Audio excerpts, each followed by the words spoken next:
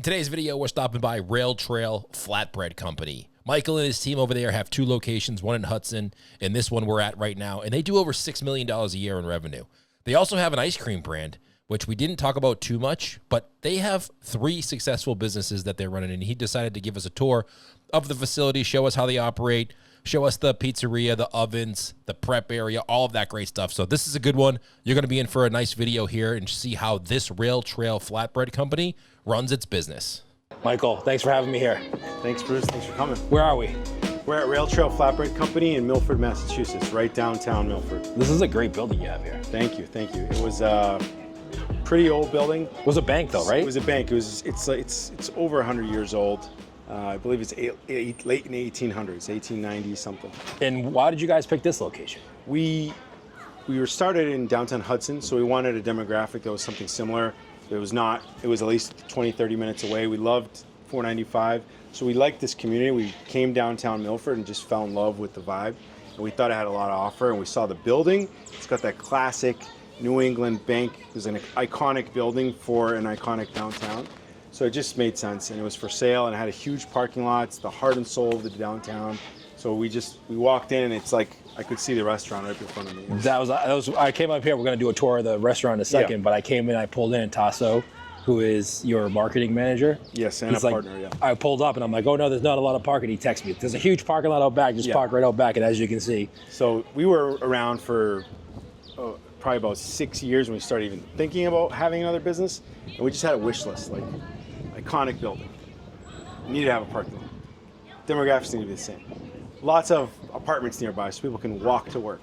And it was like click, click, click, click, click, and then you see the building and you're like, oh my God. Well, this isn't your first location. So you have 2 businesses. You have our restaurants. That's where we cut our teeth and learned all these mistakes in downtown Hudson, which we love our building in our original space. It's Hudson, Massachusetts. People always ask, is it Hudson, New Hampshire? No, it's Hudson, Massachusetts.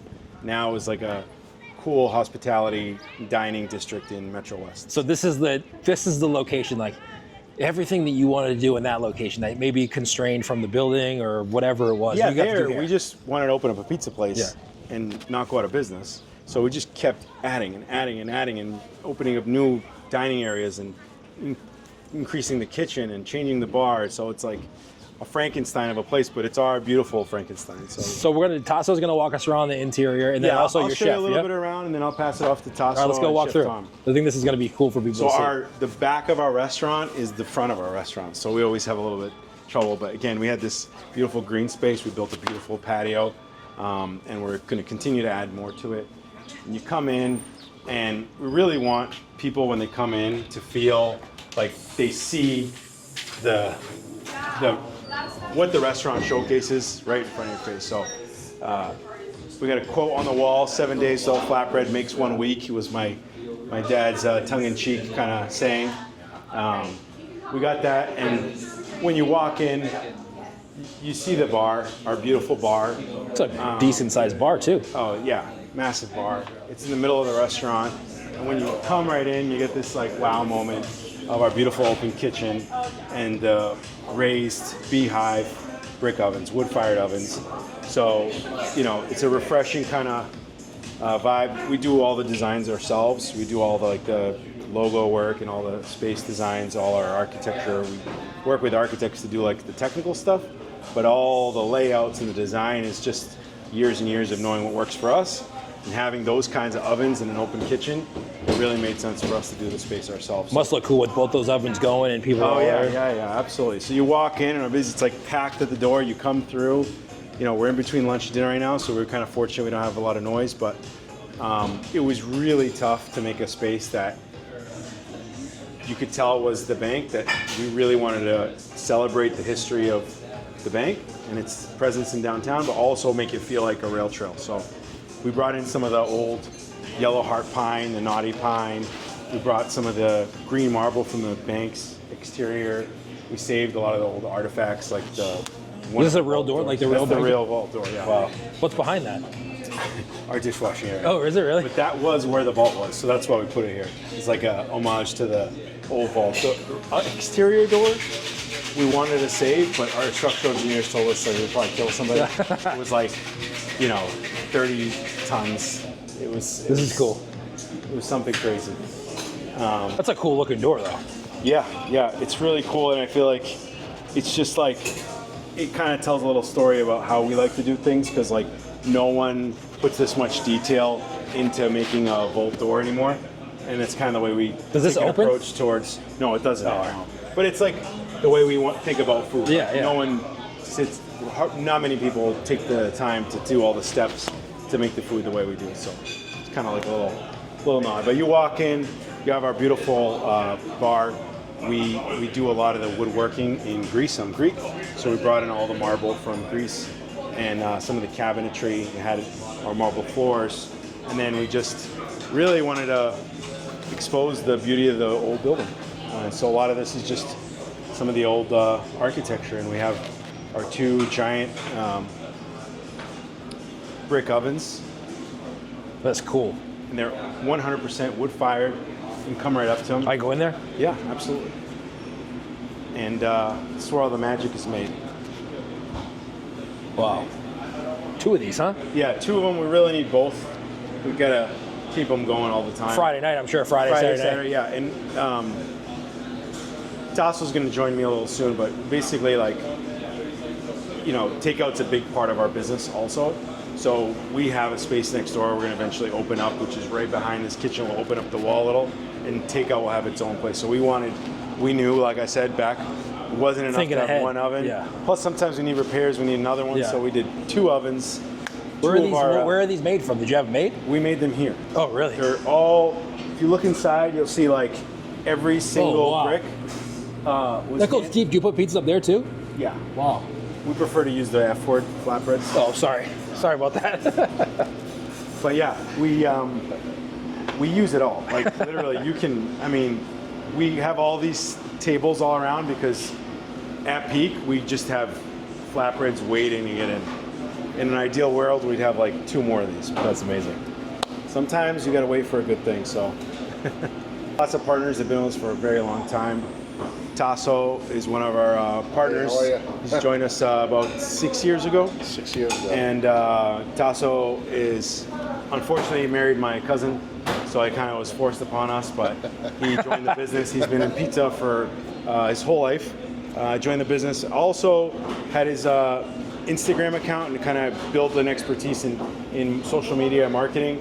So he also runs our media division and our marketing. So in addition, he's just like got a keen eye for hospitality. He's Greek as well, so Greek hospitality and service, and really brings a lot of that touch to our business. So Yeah, I like to say, because being Greek, hospitality is in our blood, literally, because like they say, like the ancient Greek gods, like Zeus, for example, he was the god of travelers. So, you know, back in those ancient Greek days, if you were to take care of a stranger off the street, he would grant you any wish. And there was a story about this old couple that they took him in and they took care of him, and their wish was to become trees together so they could die together, and basically he made them two trees next to each other so they were eternally living together. So yeah, hospitality is literally in our blood, and you know, and we love taking care of people and just making them happy and literally making this place feel like their home.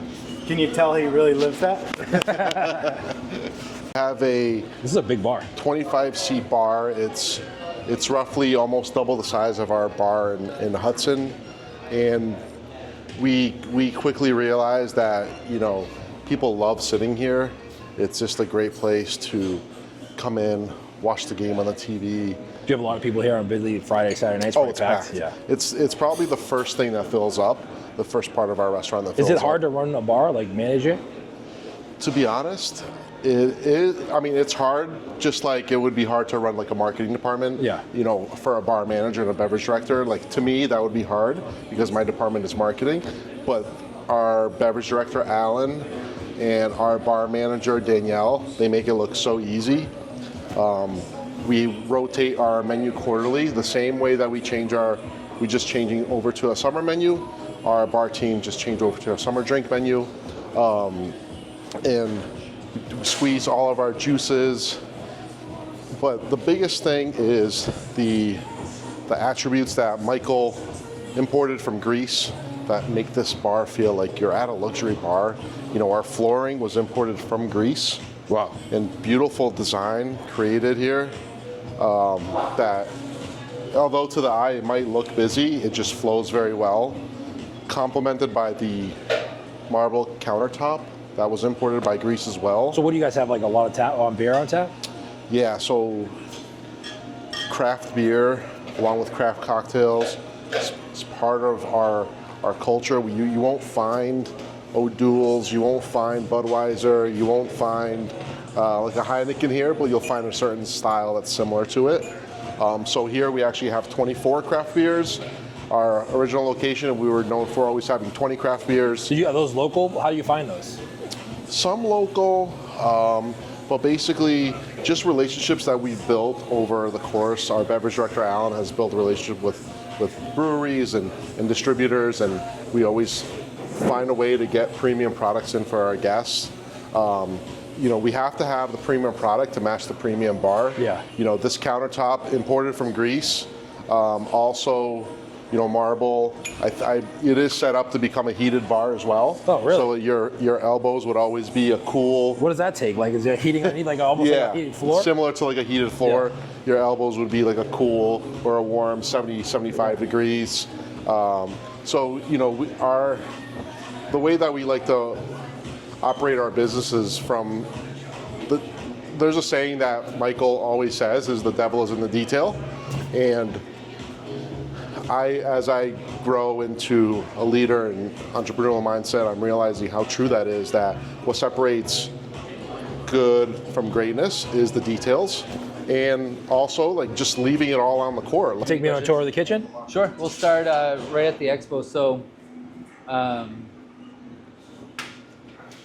Milford's much different than Hudson. Hudson, we didn't, you know, we could never have guessed how busy we were going to be. So for years, we were really growing into ourselves and like trying to expand in the space that we've had.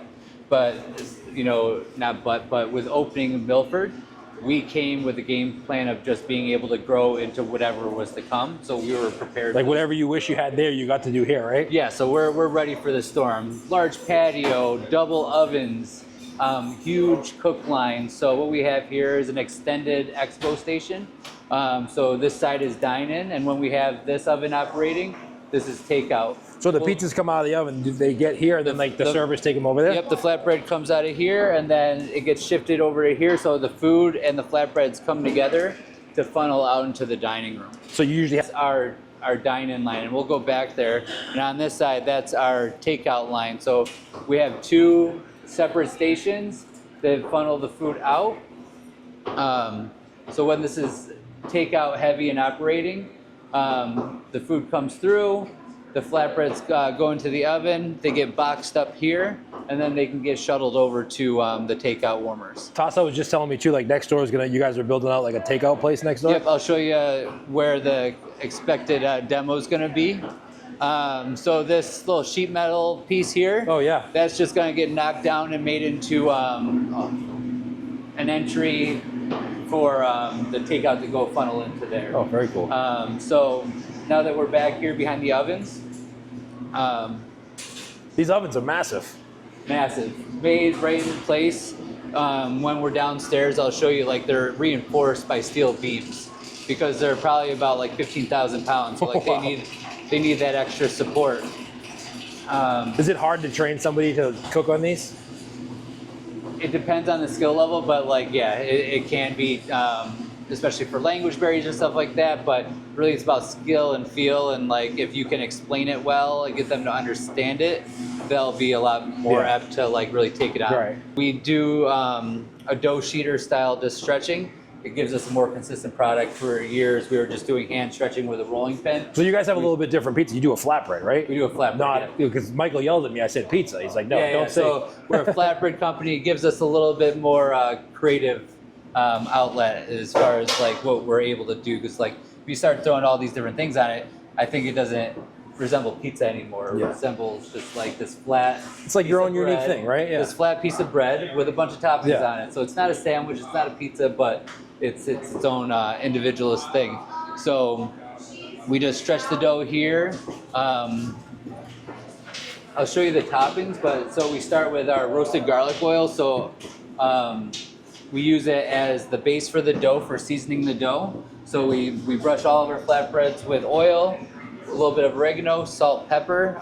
We put a little bit of fine cornmeal on the base of the boards for the non-stick. And then we do smalls and larges. So our large doughs are 16 ounces and we do 8-ounce smalls.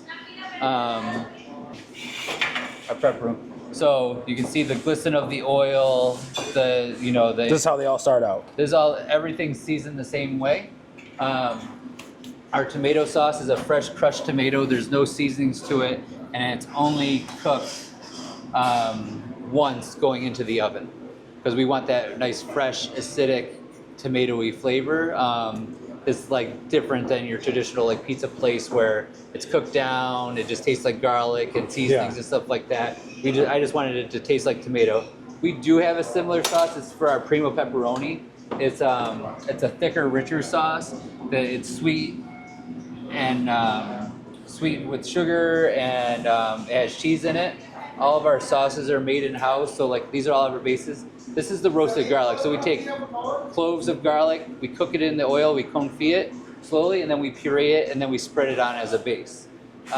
What's your most popular pizza here? Our street corn and our primo pepperoni. So the street corn gets the garlic base, roasted corn, cheese blend, and then we put a lemon aioli on it. Oh, that sounds And then we have this dry condiment that I came up with years ago. I call it funk. But on the menu it says garlic parmigiano because people thought funk meant stinky feet or something like that. So we changed it to more of like a transparent name of garlic parmigiano, but in ourselves, More traditional toppings there. more traditional toppings like the white figs. We do, it's more of like a sweeter dessert kind of flatbread because we used to do a fig and walnut. And this is kind of like a fig and walnut cookie flatbread. Huh. So that's Is that popular? It's growing in popularity because like everyone's just like You gotta get used to it. They gotta get used to it, but it's kind of like a cool thing. And then we have a custom cheese blend. We do the curl and crisp pepperoni for the primo flatbread, but we also have like a more traditional pepperoni that we put Measuring on for, cups like, too, so everything's measured. Everything's measured. We got to keep our costs under control and keep everything like as consistent as possible. Yeah. And we'll go downstairs. Downstairs, do you make the dough here? We make everything here. Yep. The elevator too, probably helpful for bringing stuff up. Yeah. So the elevator was a must, especially for this space of just like getting deliveries in, and then also like. Wow, this is big. So Holy snake. We'll start talking about the dough. So this is our dough rolling machine. We have one here and in Hudson. It can roll, I think, 1,000 dough balls in an hour. That's amazing. So we have our two 80-quart mixers over here. Our dough process starts the night before. So what we do is we make a sponge with our dough starter, our olive oil to our doughs, but we'll do 2 doughs at a time, so they're about 80 pounds each. I think we're making about 5 doughs a day. Wow. To kind of build up throughout the week and into the weekend. So Where do you keep the dough? Is there walk-in down here? yeah, we're gonna check out the Oh, there walk-in. is. So once we mix it, we take it straight to the dough mixer, ball it up. So it's actually. I think I use this machine. Yeah, I use one of these, older version, but yeah, I use this machine. We went to a town outside of Chicago, checked it out, did all of our research for it. It works phenomenal. Oh, it's probably the best bang for our buck that we've ever spent. Saves so much time for us hand rolling dough balls. And then we make all of our burger buns, all of our burger, we make all the desserts, peanut butter mousse. So you do everything. You make all of it here, huh? That was like, so they got me straight out of culinary school. I went to Cordon Bleu. Yeah. And then on my last day, or on my day of graduation, I left there. Came right here? Not to here, but the one in Hudson, I was painting walls. Okay. So like I was already like hired to do the executive chef position. Yeah. And I was still finishing up school. So it was just like, there was no like, time off. There was none of that. It was like straight into it. And brought in for our pints. It's all labeled and everything? Yeah. So yeah, we'll cut up the mozzarella sticks and then we'll freeze them so that they're easy. It's good to be able to have the space to do all the bulk buying too, huh? Oh yeah, this is a 4 ounce, so we make for our chicken gyros, we make our pita. Oh, okay. So we just make little little pita breads. So yeah, this looks like it's about a day old. So it's a 3-day process. So we start at night, we get that active fermentation going. We make it day 1, and then it has to at least sit 1 more day before we're able to use it so it can mature. We make all our own like fluffy white bread for like sliced, like kids grilled cheeses, anything like that. The burger buns, we make sourdoughs. Space could be its own business. So like I like when you ask like, oh, do you do the prep for both businesses? Like our intentions are to just like have this. You got enough space and equipment for sure. Yeah, this space is what we want to just like feed our businesses for sure. Boards, a little bit of the cornmeal.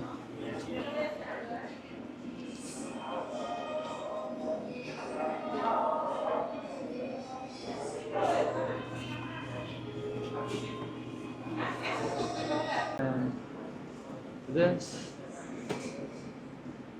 just pure roasted garlic, nothing else added to it. We put a little bit of rosemary and thyme sprigs in. So portioning tools, just 2 of those of the corn.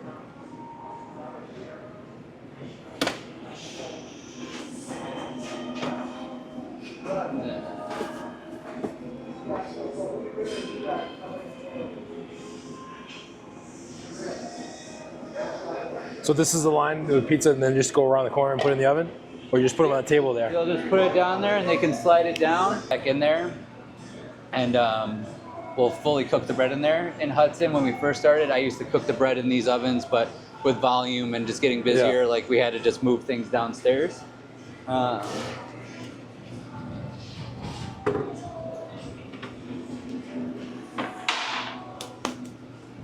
Once it starts bubbling up, I'll start moving it.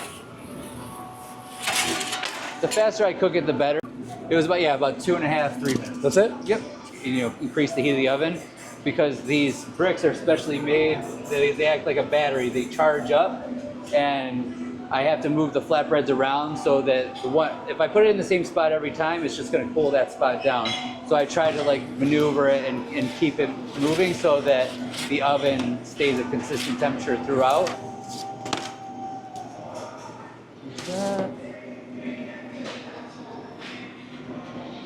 Scallion it. That's awesome. That's it. So that's going to do it for this video. Go check out Rail Trail Flatbread Company. We'll put the links in the comments below, or not the comments, but the description below. And if you want to check out more videos, check out these videos right here. YouTube suggests that you watch these ones because they think you're going to like them.